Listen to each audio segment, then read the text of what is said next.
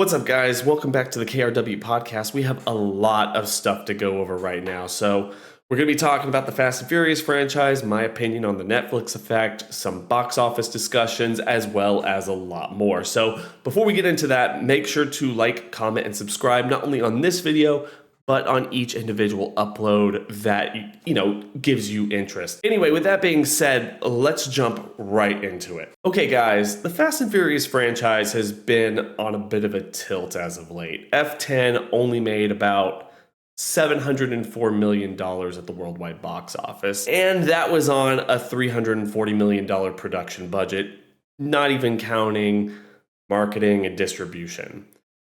That's after F9's lackluster $726 million, which itself was lower than Dwayne Johnson and Jason Statham's led Hobbs and Shaw movie, which made about $760 million back in 2019. Of course, it should be noted that F9 came out in 2021, which was when a lot of movies were being still affected by the pandemic, but the movie itself was just kind of terrible, so, the box office kind of made sense. Anyway, this past Thanksgiving holiday gave us a little bit of an update from Vin Diesel regarding the next installment in the Fast saga, when he stated, "I got Universal in one ear saying that we need Fast 10-2 by March of 2026, and I have Comcast in the other ear saying we need 2 movies for the finale." Then the writer of Fast 5 sent me this image that we need Dom and Hobbs to resolve their differences. I just want to get back to street racing, practical stunts, and a reunion of that beautiful brotherhood.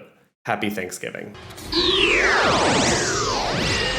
Meanwhile, at the Hall of Family. I mean, I don't know about the whole celibacy thing, but I'm listening. Now, there is a lot to break down there, not the least of which is that Diesel kind of refuses to name drop Chris Morgan. The guy who wrote pretty much every main series entry in the timeline, from Tokyo Drift all the way to Fate of the Furious, the 8th film in the franchise. He did leave for F9 to work on Hobbs and Shaw, and I believe he is still tapped to write that new Hobbs spinoff that was announced a long time ago, but we're just gonna have to get to that. Anyway, I do find it a little bit funny that Diesel's the only one still pushing this idea that the higher-ups are demanding this entire trilogy of movies for the finale of Fast and Furious. Like Comcast and Universal just really want Fast and Furious to be their Lord of the Rings or something, because that's their prize jewel right now, instead of the Minions and everything related to Despicable Me. But for me, the strangest thing about Diesel's perspective here is his insistence that he, of all people, wants the franchise to go back to basics. Because it's widely reported that Diesel's "I can't be seen being beat up" clause in all of his contracts is one of the reasons that this Point Break ripoff of a franchise went from something like a grounded cops and robbers storyline to a world-trotting espionage action series, the likes of which modern blockbusters have never seen. Frankly, I don't know how you even pump the brakes on all of this escalation of absurdity after everything that was done in the last film. After that, you kind of have to go hard and finish what was set up, and then see if you have enough left in the tank to do something more akin to what you started off with the original film 20 years ago. And at least for me, I just don't see it happening, even though I'm kind of the guy who thinks just about anything can be good, and I'm usually down for a sequel or two.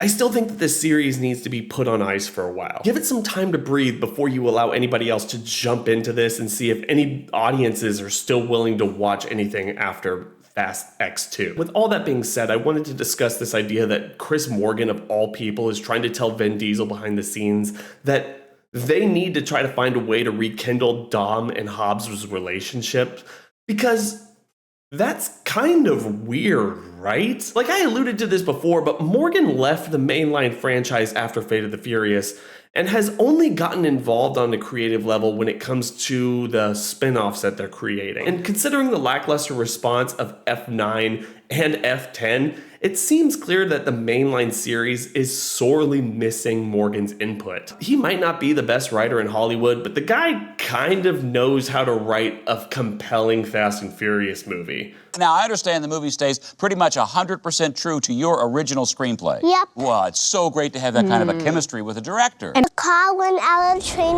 and then there's a hole in the train. And then the car brought the box, then the police went after them, then the box hit the car, then it crashed into the ocean. Additionally, it is worth noting that Hobbs and Dom aren't really mad at each other in the continuity of the movies. I mean, sure, Vin Diesel and The Rock had a real-life falling out, but that's a little different, don't you think? Like, the only people who really know what they're talking about here are the people like you and me who follow this stuff and are brain broken enough to know what's going on behind the scenes, when the vast majority of people who watch these movies don't know or couldn't give a shit. That's why all of this is kind of crazy to me. At the end of Fast 10, they treat Hobbs coming back like this big deal because he never really left. Only a small number of people understand that, right? And I've got to say, in all honesty, it's the biggest piece of cinema. Like, he was in the spin-off. He was in 8. He only set out for one movie. It hasn't been that big of a deal, at least in the continuity of the franchise, and the people actually paying attention to this are the only ones who know. So yeah, might just be me scraping the bottom of the barrel here. I'm taking Diesel's holiday message way too literally. Obviously, he likes to mouth off. And you know what? I'm going to throw something out there. I could be completely wrong. If I'm wrong, who knows? To me, it seems like Diesel's holiday message is, hey, if Fast 10 2 isn't as good or doesn't do as well, it wasn't my fault. None of this is my fault. Universal and Comcast are giving me a lot of various different directions on what they want to happen, whether or not it's 1 or 2 movies. And they're also, and you know, Chris Morgan, who's a producer of this film, he's not really the writer. He's trying to shoehorn this entire Hobbs storyline into this final film that I'm doing. And essentially all of it could go to hell, and it's not necessarily my fault. Do not blame me. I feel like this is more PR on Vin Diesel's part than really trying to make the best movie possible. And considering what he's done in the past and how he's always tried to make himself be the good guy, even though clearly everything you can see on one end or another indicates that, yeah, the guy is problematic to work with. He's really pushing people away, writers, directors, and actors. And he shows up to set late and whatever it is, the guy has problems. PR can only go so far, and based on downward trajectories with this franchise, I can't really imagine Fast 10, even if it is the last one, being the biggest in the franchise. So that's kind of my perspective here. It's literally just a PR move to make himself look like the good guy in all of this, when in reality, the last film in the franchise will not reach nearly the highs as some of the other movies in this franchise, and might even fall lower than Fast 10. I don't know if any of that's true. It's just a really weird holiday message to me, and I want to hear y'all's perspective in the comments. So tell me what you think, leave a like on the video, and we'll discuss it in the comments.